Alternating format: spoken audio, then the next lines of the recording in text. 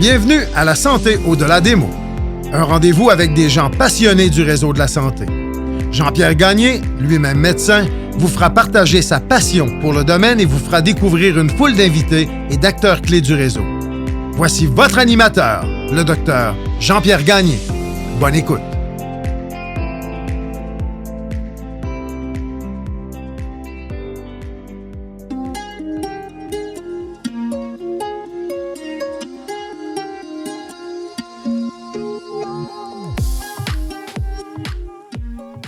Je tiens à remercier les partenaires suivants pour leur support au balado La Santé au-delà des mots. Beauchamp-Beaulieu des Sureau-Toupin, groupe conseil associé à la financière Banque nationale gestion de patrimoine, Rempart Neurophysiologie, Medix, le groupe TIGE et Eurofin Environex.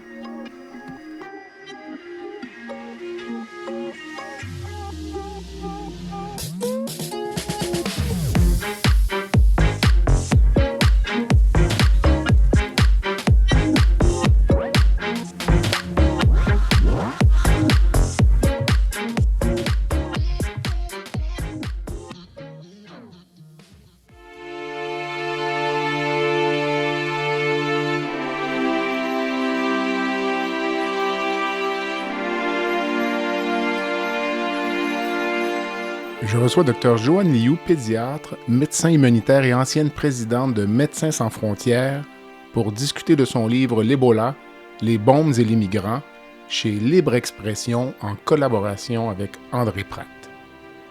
Et j'explore les raisons qui l'ont poussé à écrire cet ouvrage et les 3 grandes crises qu'elle y aborde. Nous revenons en guise de plan d'entrevue sur certains passages marquants du livre, comme son témoignage bouleversant sur la situation des réfugiés en Libye, qu'elle qualifie de tâche morale dans l'histoire de l'Europe. Ou encore, son entretien décevant avec Barack Obama dans les suites du bombardement de l'hôpital de Kunduz. Et bien d'autres sujets. Dr Liu partage sa vision de l'humanité et ses espoirs pour l'avenir. Un épisode puissant et essentiel que je vous invite à écouter sans attendre. Bonne écoute.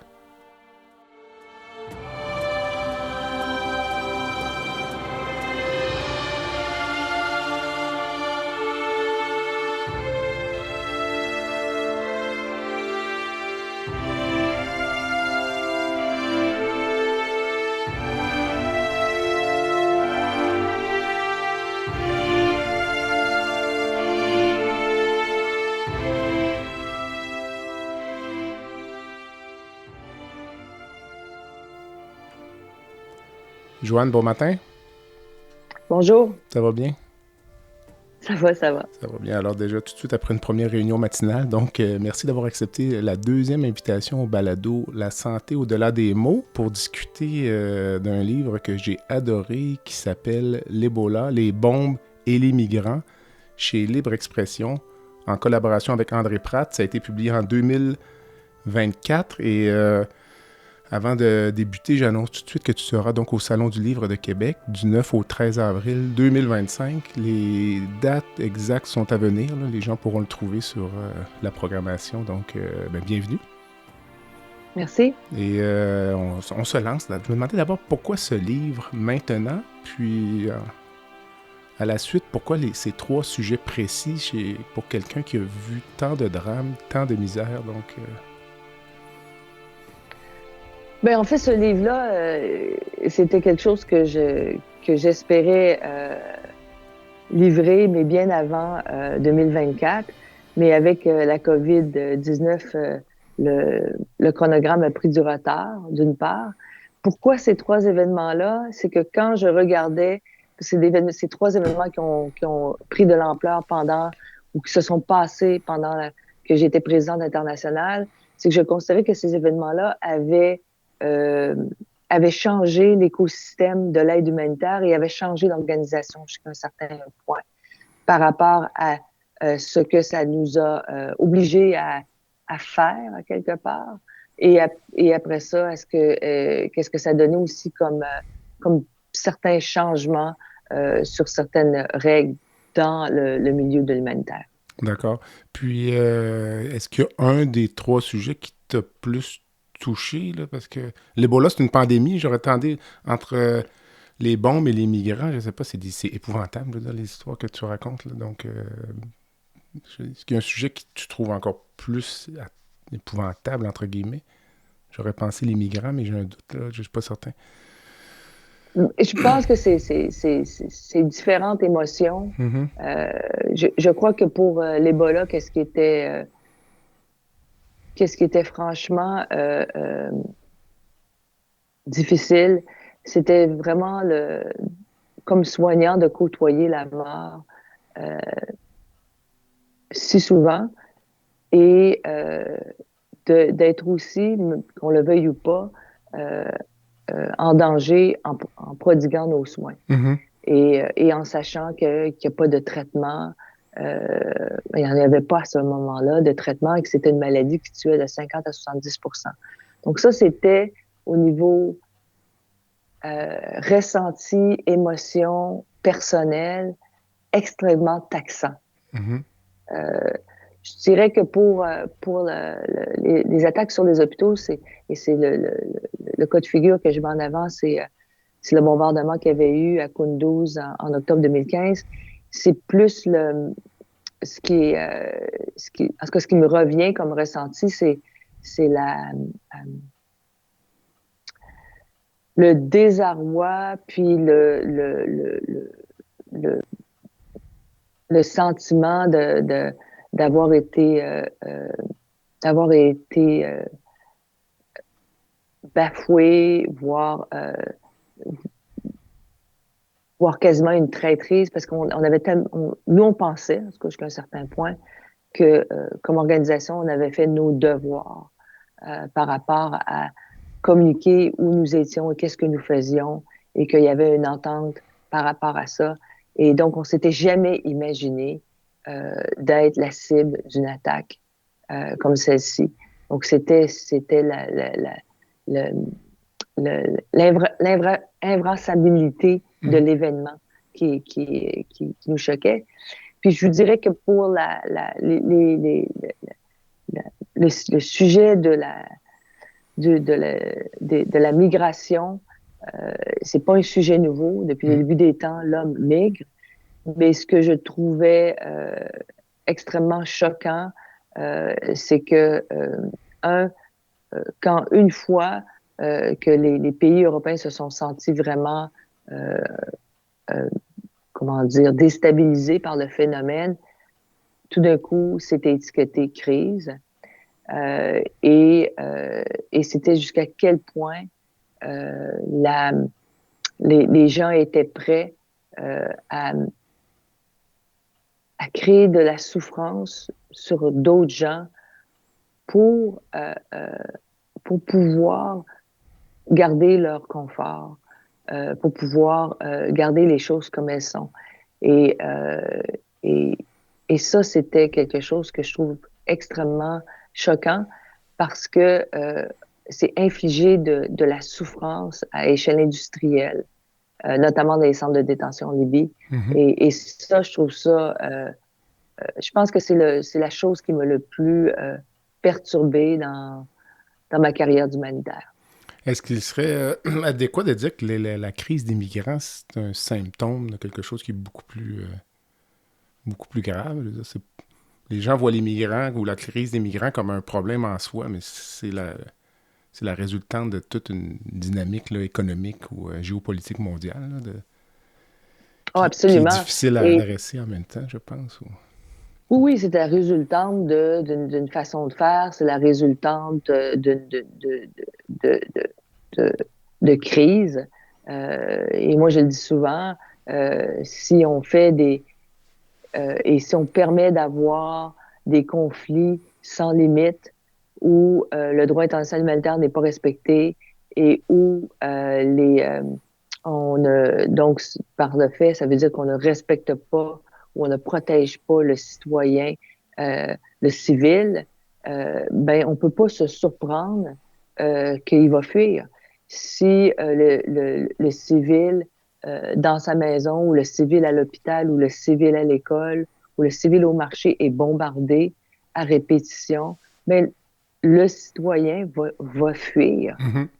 Et donc, on a une part de responsabilité parce qu'on permet ces guerres sans limite-là et on ne les condamne pas, même s'il y a des règles de guerre euh, qui, qui sont assez claires sur le fait que euh, une, une infrastructure, une entité civile ne peut pas être une cible et si elle perdait sa, sa protection, il y a une façon de faire par rapport à ça aussi.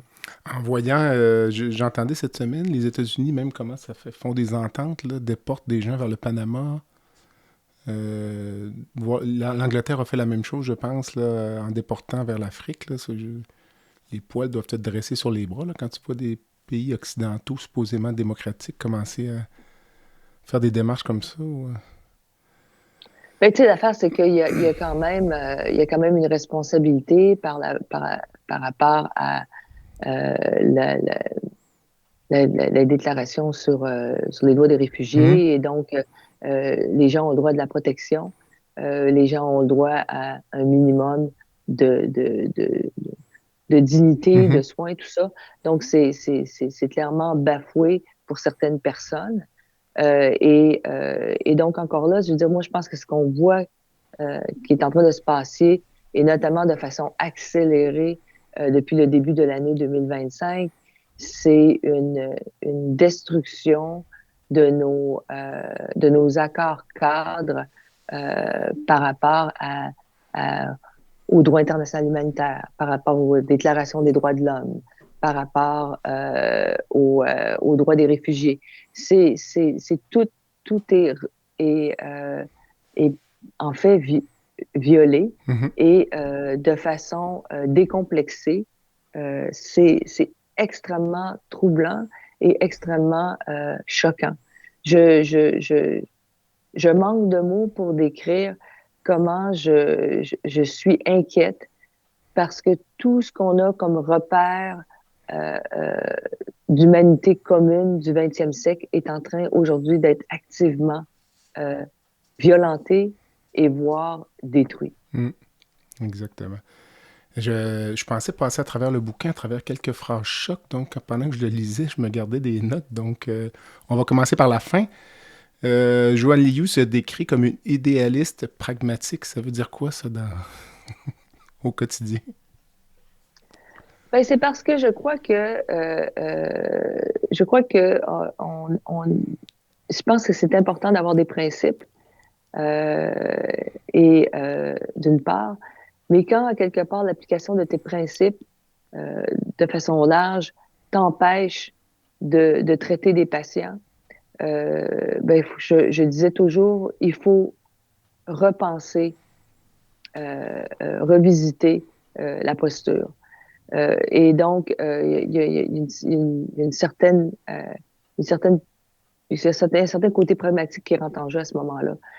Et ça, pour moi, c'était surtout plus clair quand j'étais pendant l'Ebola, où on était dans un état de où on était complètement dépassé par la situation et qu'à un moment donné, ce qui était clair pour moi, c'est que dire à parce qu'il y avait une réponse qui était faite localement, mais elle était pas suffisante et donc il y a eu un appel pour avoir un appui externe et qu'on était incapable de convaincre des pays nantis de venir donner un coup de main. Et c'est là que les propos de Charles de Gaulle ont été tellement clairs. Il disait toujours, les États n'ont pas d'amis, ils ont des intérêts. Mhm. Et à partir du moment que j'ai commencé à dire, quand je disais, quand je rencontrais des interlocuteurs, puis je disais, vous savez, il y a une épidémie qui est vraiment euh, hors dimension au niveau du nombre de gens qui sont affectés, puis du possible nombre de gens qui vont être affectés. Et les pays qui sont concernés en Afrique de l'Ouest, qui sont le Libéria, la Sierra Leone, puis la Guinée, ne peuvent pas y répondre aujourd'hui. Il y a besoin d'une intervention externe, d'un appui externe. Et puis, et je disais, cette maladie-là, c'est l'Ebola, ça tue les gens, 50-70% qui sont affectés vont décéder. Très peu de gens, ça sourcillait à peine. Puis quand j'ai commencé, j'ai à changer mon discours. J'ai dit, je commençais avec ça, mais je rajoutais, Et vous savez, je trouve ça quand même étrange que la, l'entité qui va avoir une expérience à traiter des personnes affectées d'une hémorragie, d'une fièvre hémorragique, va être une organisation internationale privée et que vous n'avez pas envie de comprendre mieux ces maladies-là, c'est étonnant quand même. Mhm. C'est très étonnant. Comment vous allez faire la prochaine fois quand vous allez faire face à ça? Et ça avait beaucoup plus de résonance. Oui, je pense que ça a pris de mémoire. Il a fallu que des Américains soient malades ou arrivent aux États-Unis malades un peu pour réveiller l'opinion publique ou. Ben, c'est sûr que je dis toujours aux gens qu'il faut se remettre dans l'année 2014. Et donc, si vous vous rappelez, l'année 2014, c'était la Syrie était à feu et à sang. C'était l'année que la Russie a annexé la Crimée. Et c'était l'été où Gaza était sur les feux de la rampe. Et on le sait, de façon générale, la communauté internationale ne peut pas s'occuper de plusieurs crises à la fois avec la même intensité. Et c'est comme si ils doivent avoir plus de disponibilité à quelque part. Et une fois l'été passé, dans l'hémisphère du Nord, en 2014, il y avait comme plus, en tout cas, d'ouverture à porter attention d'une part. Et oui, effectivement, il y a eu le rapatriement de 2 volontaires de Samaritan Purse du Libéria qui étaient infectés aux États-Unis. Et ça l'a clairement été, comme disent les Anglais, un game changer. Ça a été un déclic. Parce que là, une maladie obscure, distante, dans des pays lointains africains, de frapper dans la cour des pays nantis, et là, ça devenait une urgence. Ça À un devait point pousser. tel, c'est quand même assez intéressant. Je veux dire, à ce moment-là, Barack Obama avait dit dans un de ses discours aux Nations Unies à l'automne 2014 que c'était une menace équivalente à celle du terrorisme.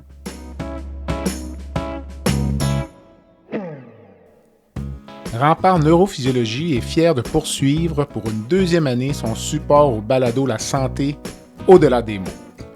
Rempart Neurophysiologie est une entreprise spécialisée dans l'octroi de services neurologiques tels que le monitorage neurophysiologique péropératoire.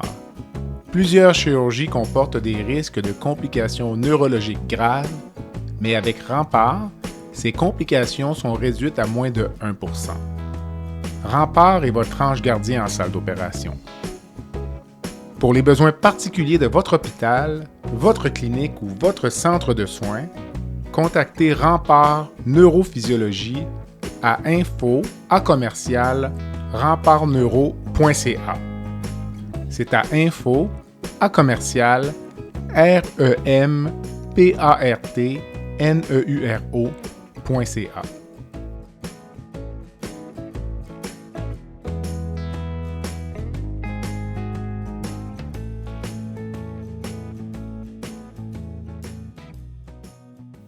Quand même. Il y a une phrase qui m'a marqué là, venant de Joanne Liu lors de la visite, je pense, d'un camp en Libye. Tu écrivais: au cours de cette visite, j'ai perdu foi en notre espèce. Donc, je me disais, pour que Joanne Liu lance la serviette, ça devait être épouvantable, les conditions des gens qui étaient là-bas. Là. Il faut contextualiser ça. Donc, les centres de détention de Libye, c'est un grand mot.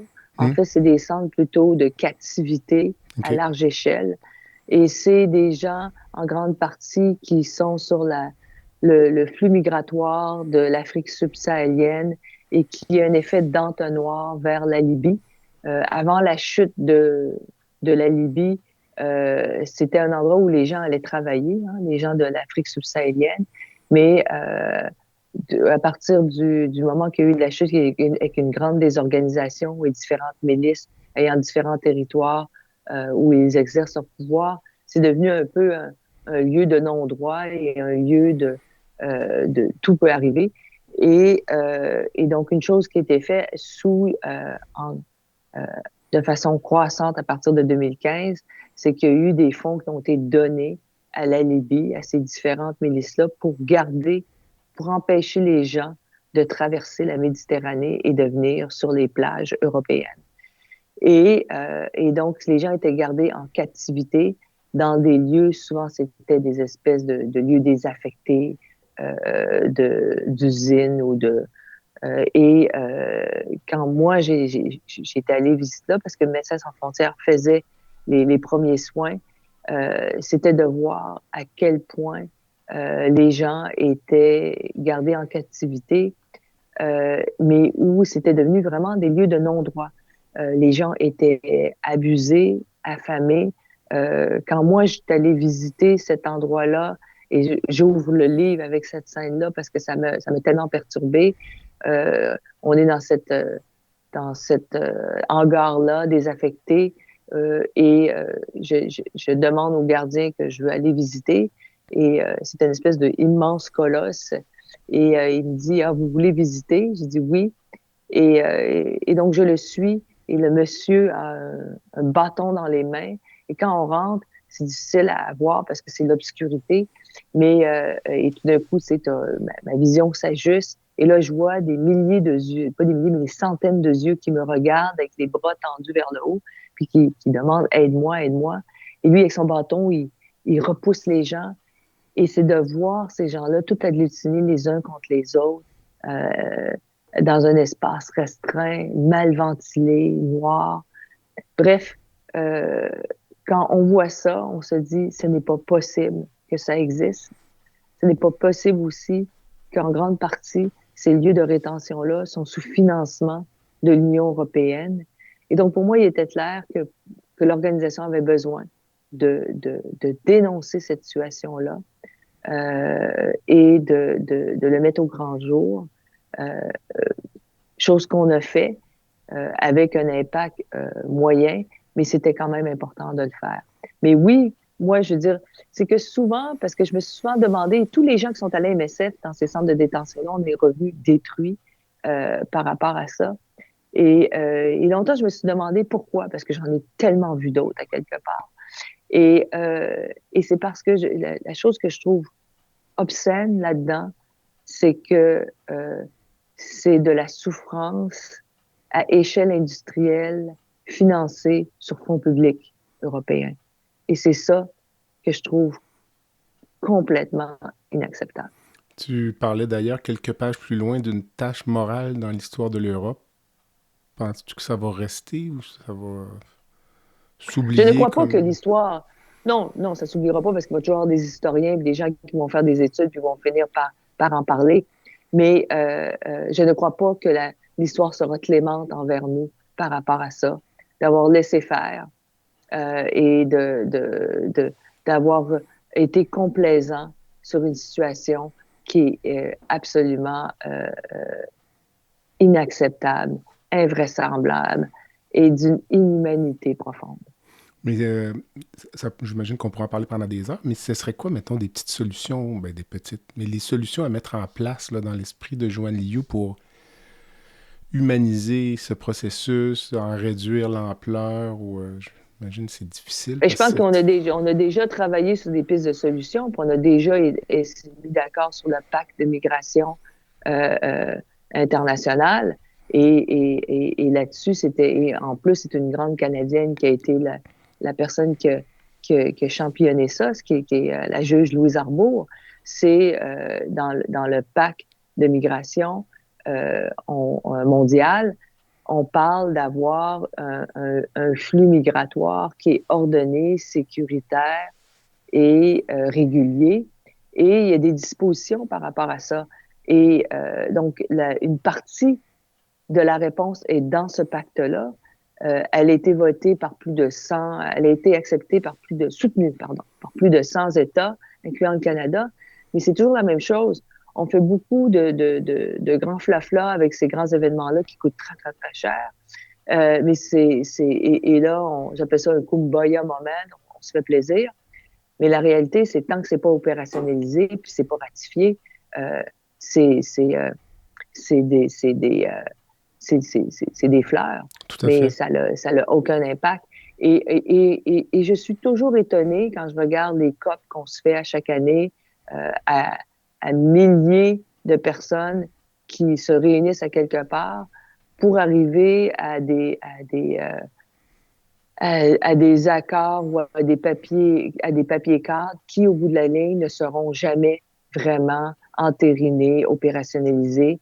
Je ne comprends pas qu'on continue ce genre d'exercice-là à grands frais quand on sait qu'il y a peu de volonté de le mettre de l'opérationnaliser. Le podcast La santé au-delà des mots est une présentation du groupe conseil Beauchamp, Beaulieu, Dessureau, Toupin de la financière Banque nationale Gestion de patrimoine. Comme nous croyons que la santé financière fait partie de la santé globale, nous sommes heureux de nous joindre au Dr Jean-Pierre Gagné pour vous souhaiter une bonne saison de la santé au-delà des mots.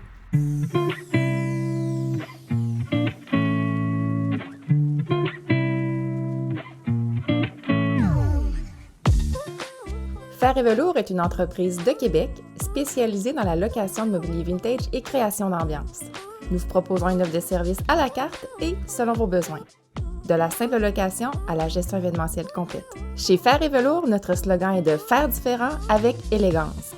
Visitez notre site web au www.fervelours.com. Au plaisir de vous rencontrer.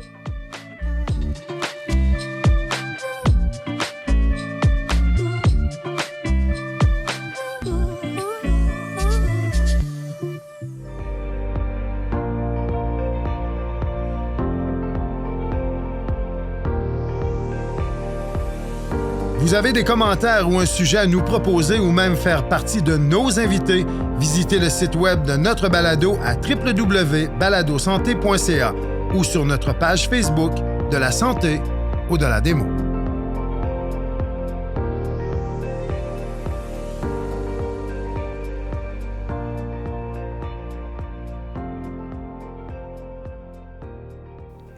Ça, c'était un des épisodes marquants, le bombardement de l'hôpital de Kunduz en Afghanistan. Donc, d'abord, je rappellerai, tu me corrigeras les chiffres, on en avait parlé lors d'un premier épisode. Il y a en moyenne 4 bombardements d'hôpitaux par jour dans le monde. Est-ce que c'est encore correct ou... Plus ou moins, tu sais, je veux dire, mais oui, Okay. ça n'a pas vraiment baissé. On peut regarder l'index de l'OMS sur les attaques sur la mission médicale, mais bon an, mal an, c'est autour de 1500 par année. Et ça, on parle de cas vérifiés parce qu'il y en a plusieurs qu'on ne réussit pas complètement à vérifier. Donc oui, ça fait plus ou moins ça comme moyenne. D'accord. Puis, peut-être juste rappeler pour nos auditeurs qui n'auraient pas lu le livre, pour l'épisode de Kunduz, peut-être en quelques minutes, là, donc le rôle des Américains, puis le contexte. Donc là, on parle de l'attaque qui s'est passée le 3 octobre 2015, dans la nuit du 3 octobre 2015. Et en fait, c'était un centre de traumatologie de Médecins sans frontières dans la ville de Kunduz, dans le nord-est de l'Afghanistan. À ce moment-là, il y avait une ligne de front qui bougeait. Avant la frappe, l'hôpital de Médecins sans frontières était du côté gouvernemental. Et une semaine avant les frappes, l'hôpital s'est retrouvé parce que la ligne de front a bougé du côté taliban. Cet hôpital-là qui avait été négocié pour plusieurs années avec les différents partis sur place avait été inauguré en 2011 et c'était l'endroit où, en gros, dans le nord-est de l'Afghanistan, si vous aviez une fracture, les gens disaient c'est là qu'il faut aller se faire soigner. C'était vraiment, moi je l'appelle le petit bijou du nord-est de l'Afghanistan. Et donc, quand l'hôpital s'est retrouvé côté taliban, les autorités talibanes sont venues nous voir puis ont dit, écoutez, les règles ne changeront pas. C'est un endroit où tous ont le droit de venir se faire soigner. C'est un endroit aussi qu'on respecte, qu'il n'y a pas d'armes dans l'hôpital. Et donc, vous continuez à faire ce que vous avez fait depuis toujours.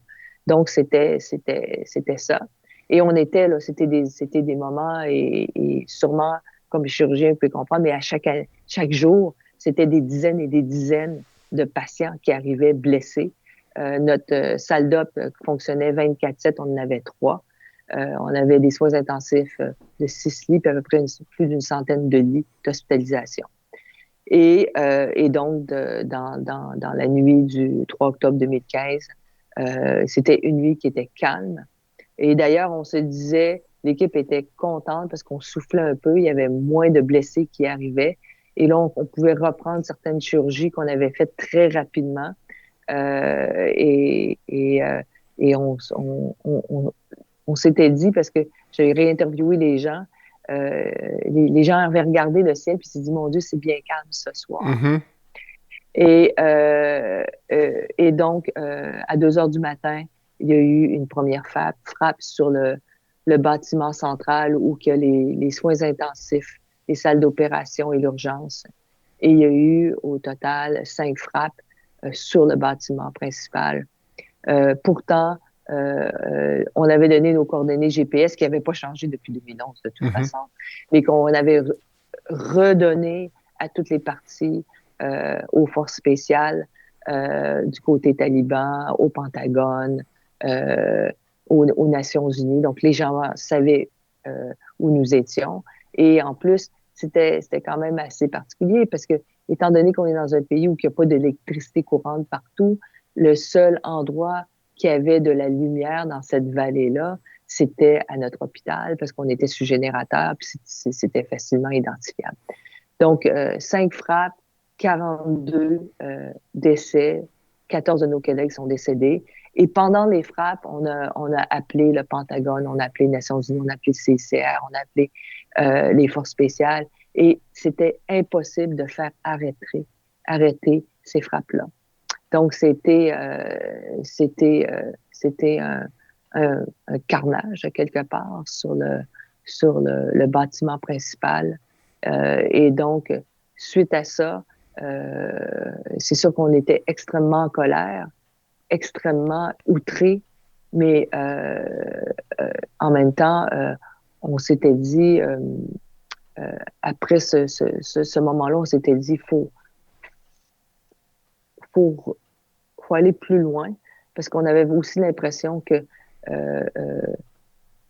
en tout cas, de plus en plus, on avait l'impression que ça arrivait, ce genre d'incident-là, et qu'il fallait, il fallait l'apporter à l'attention du monde, puis il fallait demander ce que nous, on avait en tête, en tout cas, une réitération, pas une réitération, mais une confirmation du droit international et des règles de la guerre.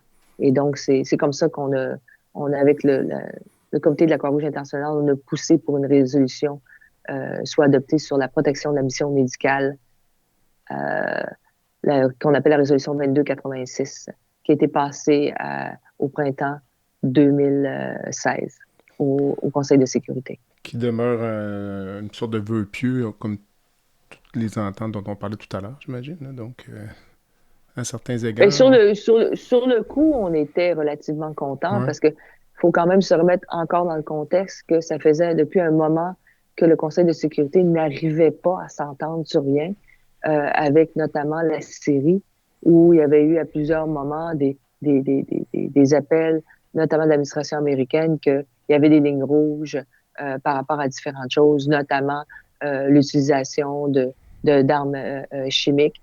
Mais ça n'a pas fonctionné. Il y avait toujours un veto de la part de la Russie. Et donc, ça a été un moment de quasiment, pas de réjouissance, mais de se dire qu'il y avait encore quelque chose qui nous rattachait tout le monde ensemble, parce que c'était une résolution qui était passée à l'unanimité au Conseil de sécurité.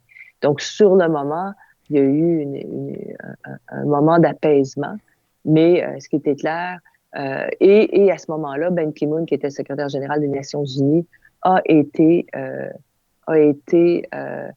mandaté de revenir à l'automne avec une proposition d'opérationnalisation de la résolution 2286. Et là, j'en parle dans le livre, c'est que ça n'a même pas été sujet d'un vote. On était tellement rendu à un autre espace-temps que ça a passé à l'as. Donc, oui, comme je dis toujours, les mots sont cheap, les mots, ça coûte pas grand-chose.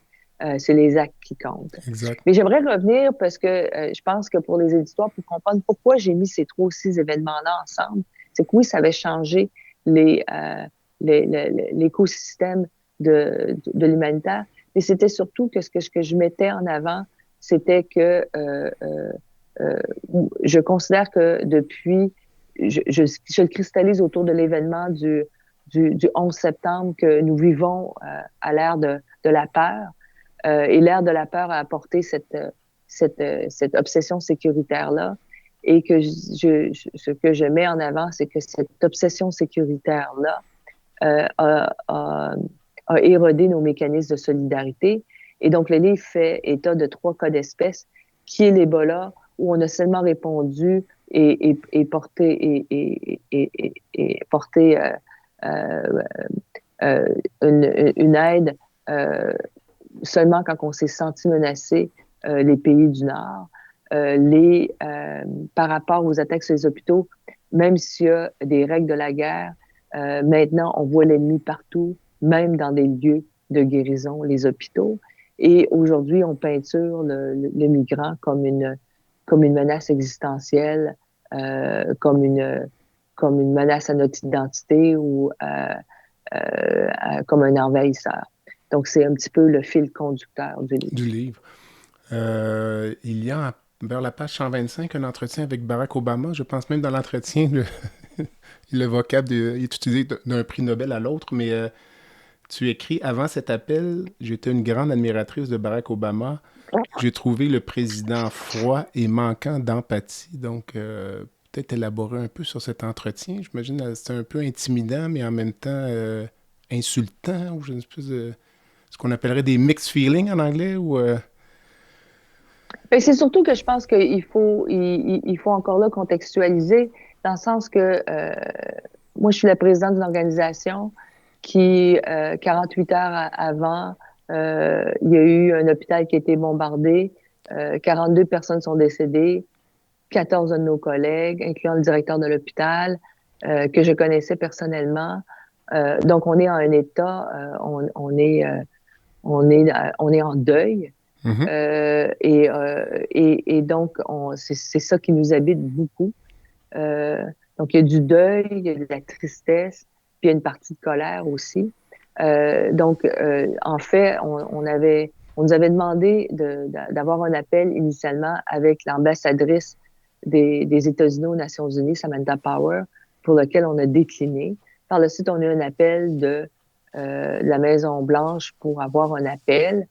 Et nous, on avait programmé une conférence de presse le mardi suivant, donc le temps qui s'était passé dans la nuit du samedi au dimanche, du vendredi au dimanche, au samedi, le 3 octobre. Et donc, j'avais dit non, on prendra pas l'appel parce que c'est clair que si on fait ça, ça va comme un petit peu, ça va être un pétard mouillé, notre conférence de presse. Donc, on va faire l'appel, on va le faire après la conférence de presse. Donc, le matin, il y a eu la conférence de presse. L'après-midi, j'avais la rencontre avec Barack Obama. Et oui, c'est sûr que c'est quand je regarde ça aujourd'hui, c'est chacun, on était dans nos rôles. Lui, président d'une grande nation qui est comme acculé au mur puis qui est obligé de donner prendre la responsabilité, donner ses excuses et ses sympathies, et en même temps ne veut pas porter le flanc, et donc ne peut pas acquiescer à une investigation indépendante, parce que c'était nous notre demande, investigation indépendante faite par la commission humanitaire de l'établissement des faits. Et donc, du coup, c'était assez tendu. Et c'est clair que il était, et c'est toujours comme ça de toute façon, ces réunions-là avec des grands personnages, c'est que tout le monde est sur message. Et tout le monde a ce qu'on appelle des talking points, donc des points qu'ils doivent mettre en avant. Et donc, pour moi, je trouvais juste que, sachant très bien que c'était quand même ça, la game, je trouve ça dommage que il n'y avait pas eu quand même un moment moins chorégraphié ou une démonstration d'empathie aurait pu être faite. Donc, c'était vraiment la déception par rapport à ça.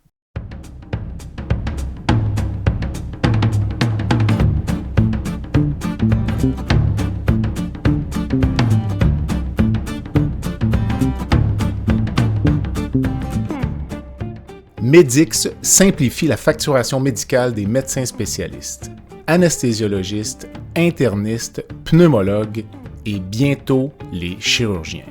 Grâce à une application mobile conviviale et une expertise personnalisée, Medix fait une différence réelle dans la vie des médecins. Sauvez du temps, réduisez les erreurs et optimisez vos revenus avec Medix. Medix est fier de desservir plus de 60% des anesthésiologistes du Québec. Pour toute question, n'hésitez pas à visiter notre site web à www.medix.com www.medyx.com ou téléphonez au 514-548-2500. On parle dans le livre peut-être plus en parlant de l'Ebola, mais je pense que ça pourrait s'appliquer l'ensemble des sujets du livre, là, d'une coalition mondiale de l'inaction. Ça fait référence un peu à ce qu'on disait tout à l'heure, là, que les pays bien nantis là, restent en retrait là, jusqu'à ce que ça les concerne. C'est un peu ça le concept. Ben, en partie, oui. C'est sûr que quand on fait de la communication, on essaie d'avoir aussi ce qu'on appelle des phrases chocs. Des phrases clés et qui peuvent être repris par les médias. Donc ça faisait partie d'une de nos mots-clés. Mais c'est comme ça. Je veux dire, on revient à ce que Charles de Gaulle a dit, les États n'ont pas d'amis, ils ont des intérêts. Mm-hmm. Et donc, c'est cette corrélation. Mais quand on regarde ça et on regarde les événements de ces années-là et on regarde ce qui se passe aujourd'hui, on a l'impression qu'à ce moment-là, on avait quand même plus de répondants puis plus d'écoute à quelque part par la communauté internationale. Donc, toute chose est relative, on doit dire, mais oui, en effet, c'est que il y a quand même une certaine complaisance et il n'y a pas personne qui va se mettre en avant puis porter le flanc pour rien, parce qu'il y a toujours des coups par rapport à différentes postures. Je me demandais jusqu'à quel point les médias sont un peu responsables de cette inaction-là, parce que là, c'est souvent ce qu'on appelle les spins médiatiques. C'est un peu les médias qui décident quand le traiter, quand arrêter de le traiter. Je me questionne toujours qu'est-ce qui détermine le fait qu'ils vont parler d'une crise, mais ils vont arrêter d'en parler. Sans être conspirationniste, là, je me demandais parfois si eux n'ont pas des intérêts... C'est un commentaire, là, c'est pas une question, là, je sais pas. Je pense pas que c'est des intérêts comme tels. Je dirais juste que c'est vu à travers le prisme de qu'est-ce qui vend, qu'est-ce qui attire l'attention. C'est une nouvelle, c'est pas une nouvelle. Et donc, on l'a bien vu pendant plus d'1 an. L'Ukraine a été à la une de tous nos médias. Et à partir du 7 octobre 2023, c'était éclipsé par ce qui s'est passé dans la bande de Gaza. Exact. Et en Israël. Donc, c'est comme j'avais dit au début de la conversation, la communauté internationale puis les médias ont beaucoup discuté à traiter plus d'une crise à la fois. Et comme le dit si bien Ronnie Broman, un président iconique de Médecins sans frontières, il dit, ça s'appelle les crises CNN. Les crises CNN, ça a 4 ingrédients. Faut pas qu'il y ait de compétition. Faut que tu aies un témoin qui est neutre. Faut que tu aies beaucoup d'images, un robinet d'images. Et faut pas que tu aies faut que les victimes soient innocentes. Donc, c'est souvent comme ça qui fait que que quelque chose est déplacé de la une Que ça lève. par une autre crise. C'est ça. Quand même. Puis, vers la fin du bouquin, on approche la fin. Là, tu disais que nous avons perdu une partie d'humanité commune, puis un peu plus loin, c'est vraiment dans la conclusion là, que de ne pas reconnaître l'humanité des autres, c'est ignorer sa propre humanité. Je me demandais finalement si ce livre, ça nous laissait sur un message d'espoir ou de désespoir, parce que j'aimerais mieux croire la première option. Moi, j'espère que c'est un message d'espoir. Quand on regarde le livre, puis on regarde juste la couverture, qui nous a pris beaucoup de temps à chercher, c'est une couverture qui est assez... il y a une couverture qui est orange en bas avec une espèce de flou. On a l'impression qu'on est comme ça représente le chaos, mais c'est comme une tempête de sable dans le désert. Puis en haut, on voit du bleu-vert, qui est l'espoir. Donc, c'était sciemment choisi. Et pour moi, c'est un livre sur l'espoir parce que à la fin, ce que je dis, parce que c'est ça qui m'habitait, c'est que le message global, c'est on fait aujourd'hui face à des enjeux qui sont hors normes, transnationaux et qui sont extrêmement paralysants et déstabilisants. Et moi, c'était comme ça que notre organisation se sentait quand on a fait face à ces trois enjeux-là. Mais moi, notre organisation a choisi l'action.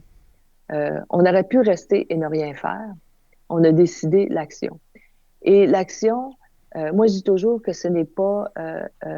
l'espoir n'apporte pas l'action, mais c'est l'action qui apporte de l'espoir. Et même si ce qui finit par en sortir n'est pas parfait, je considère toujours qu'une solution imparfaite est mieux que pas de solution, en autant qu'on ne soit pas complaisant par l'imperfection de notre solution. Parce que donc, ça veut dire qu'on a toujours envie de continuer à se battre puis d'en faire plus. Donc, pour moi, ce que je voulais dire, puis c'est surtout pour la jeune génération, c'est que quand ils regardent notamment l'enjeu du réchauffement climatique, ça a l'air tellement énorme par où commencer, mais ça vaut la peine de se battre parce qu'on fait toujours bouger des lignes. Puis en faisant bouger des lignes, ben on avance un peu. Et moi, je préfère ça à ne rien faire. C'est une façon de voir les choses. Et mon espoir par rapport à ce livre-là, c'est que j'espérais que les gens, quand ils étaient pour fermer le livre, ils se disaient, OK, qu'est-ce que je peux faire, moi, à ma mesure pour changer certaines choses? Tu n'as pas besoin d'aller sur la ligne de front de l'Ukraine, mais qu'est-ce que je peux faire? Puis, je pense que tout le monde peut faire quelque chose à sa mesure pour que l'environnement soit plus sain, plus rempli d'espoir. Complètement convaincu de ça. Mais en même temps, je trouve qu'on est tellement à la merci des enjeux politiques là, avec le nouveau président américain qui occupe, je voudrais dire, 90% de l'espace médiatique, puis qui, en dedans de 30 jours, peut tout changer. Les objectifs, les données, le discours, c'est comme complètement hallucinant, là, je veux dire, à tel point qu'on en vient comme Canadien à avoir peur pour notre intégrité physique. Là, j'aurais jamais cru ça, moi, avoir presque peur. Mais premièrement, j'ai donné plusieurs speeches là-dessus récemment. Je veux dire, premièrement, c'est pas venu de nulle part. Non. Ça fait longtemps que ça se fomente. Tout à fait. Et qu'est-ce qui est extraordinaire, c'est que les gens qui, à un moment donné, auraient pu arrêter cette accélération-là n'a pas été faite et désorganisée. Et ce que je trouve extrêmement extraordinaire aujourd'hui, c'est le silence. Tout à fait. Le silence où personne ose parler. Et là, on peut voir le making of d'une tyrannie et qu'est-ce que ça... C'est extraordinaire. Mais moi, j'appelle à la résistance, j'appelle à la confrontation, à se lever et à faire des gestes petits et grands mais à ne pas se laisser abattre pour ça. Parce que si on fait ça, je veux dire, c'est le début de la fin. Et c'est trop facile. Et ça va être dur. Et tout moment charnière comme ça, où on est devant des enjeux hors normes, c'est sûr qu'on va y perdre des plumes. Il n'y a pas aucun combat qui se fait sans coup. Donc, c'est ça. C'est quoi la suite des choses pour Joanne Liu? Niveau professionnel ou implication politique ou autre, ou je dirais pas politique, mais mondiale? Ben, je pense qu'aujourd'hui, on est quand même dans un moment qui est très étonnant. Moi, je demeure toujours sur un effet de stupeur parce que autant on le voyait venir, autant on a manqué d'imagination de voir l'ampleur de ce qu'elle allait se passer. Moi, je vais parler notamment de la santé mondiale. Donc, la santé mondiale aujourd'hui est très mise à mal. Parce que là, on se rend compte notamment de comment elle était dépendante d'un financement américain. Bon an, mal an, l'OMS est financée de 15 à 20 % par les États-Unis. Les milliards que USAID, à chaque année, mettait en avant pour la santé mondiale. Et ça, du jour au lendemain, c'est amputé. Donc, aujourd'hui, le constat de ça, c'est que oui, ça va avoir un coût. Et le coût, initialement, ça va être un coût humain, des pertes de vie. Mais ce que je trouve extrêmement étonnant par rapport à ça, c'est que si on prend juste pour l'OMS, et on a eu un conseil d'administration exécutif à la fin janvier, c'est que personne a dit « OK, ben si c'est le cas, on va tous en donner plus, chacun de nous. On est 193 autres États. » Parce que quand on regarde le budget de l'OMS annuel, ce n'est pas plus qu'un CHU au Canada. C'est 3 milliards. C'est rien, là, quand on y pense. Donc, si on avait voulu, on aurait pu collectivement décider, ben, tout le monde en rajoute un petit peu plus, puis on va remplir le trou financier de l'OMS. Donc, qu'est-ce que ça dit aujourd'hui? C'est qu'au lieu d'avoir fait ce geste-là de solidarité, c'est plutôt que pas plusieurs, mais quelques-uns États membres ont décidé d'emboîter le pas et d'aller dans la même tendance. Donc, on est à un moment où je crois qu'on va redéfinir notre collectivité. Je crois que ce qu'on a fait, et là, c'est pour ça que j'appelle à la résistance et voire à combattre ça, essayer de sauvegarder ce qu'on a créé après la Deuxième Guerre mondiale, de nos accords-cadres, de notre collectivité, au niveau du droit international humanitaire, au niveau des droits des réfugiés, au niveau des droits de la Déclaration de l'homme. Moi, je pense qu'il faut garder ça, mais il va falloir se battre pour ça. Et aujourd'hui, je ne vois pas beaucoup de gens qui se posturent, qui se mettent en avant pour être les champions de cette bataille-là. Tout à fait. Alors, on conclut là-dessus. Joanne, merci beaucoup. Donc, le livre « L'Ebola, les bombes et les migrants » chez Libre Expression, en collaboration avec André Pratt, publié en 2024. Puis, on se dit qu'on va se voir au Salon du Livre du 9 au 13 avril 2025. Là, les dates seront disponibles lorsque l'épisode va être en ligne. Donc, merci beaucoup. Merci.